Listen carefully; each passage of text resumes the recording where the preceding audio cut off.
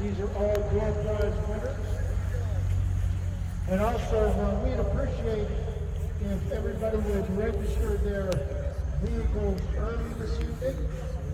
And make sure you have your hoods and fronts popped up, make it easier for the judges.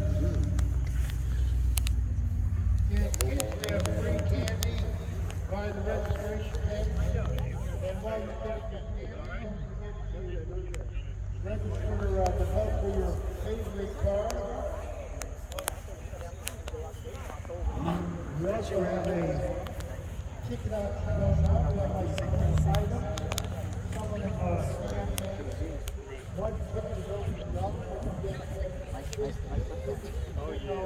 can get $50 Chevy on it. And place your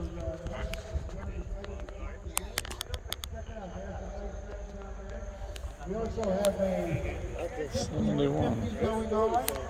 I'm not sure where the ladies are, but you can see them walking around. They have 50 tickets.